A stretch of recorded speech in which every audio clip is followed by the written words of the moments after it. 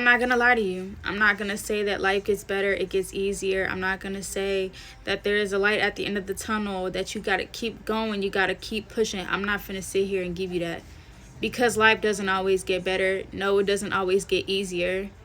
Some things never go away. Some things are harder to deal with.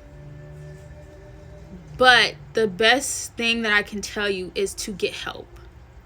And let me tell y'all, you know, when people hear that, you think to go to your family and friends. A lot of these people are so caught up in their own lives that they not really paying attention to what you're going through, or they may not understand.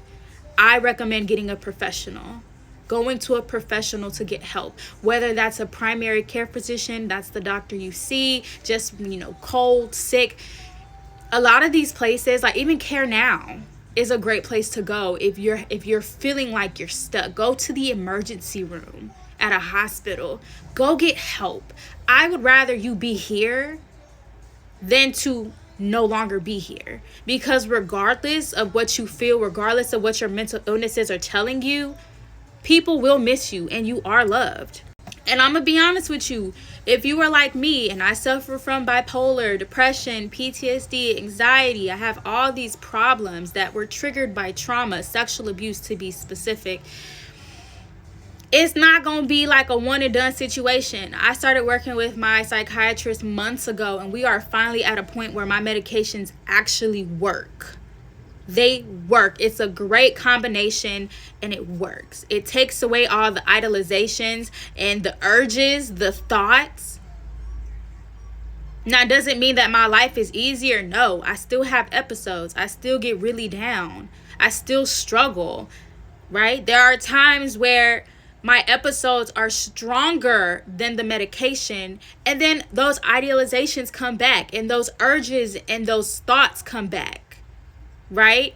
And it's not going to be an easy...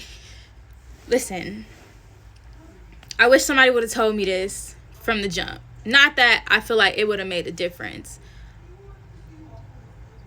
But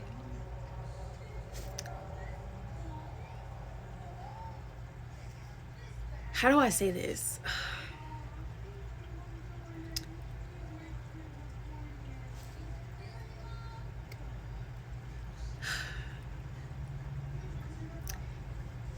You deserve to be here.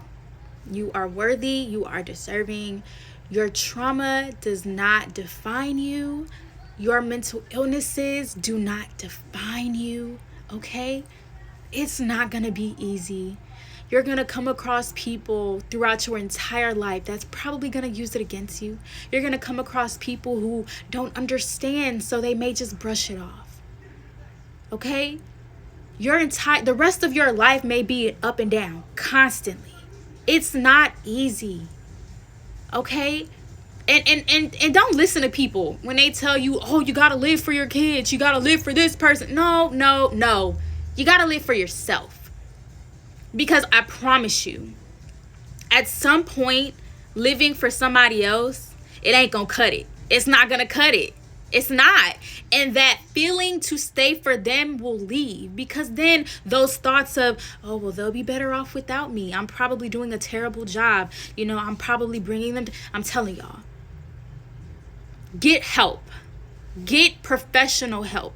Find someone who cares about you, especially Black people. Please. Okay? Please. I don't care what nobody say. Get help. That is the best thing you can do for yourself. And let me tell you, healing is not easy. It is not an easy journey of, okay, I started, now I'm good. No, there's going to be bad days. Sometimes there's going to be more bad days than good days. Sometimes the medication is not going to work. Sometimes the herbs not going to work. Sometimes the therapy sessions aren't enough. But you have to want to be here.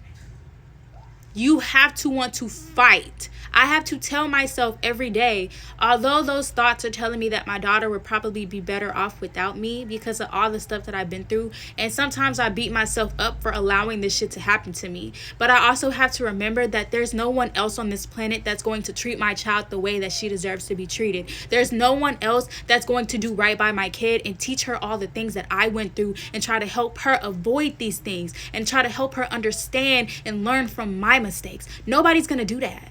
No, my parents not going to do that. Look what they did to me and my sister. Terrible.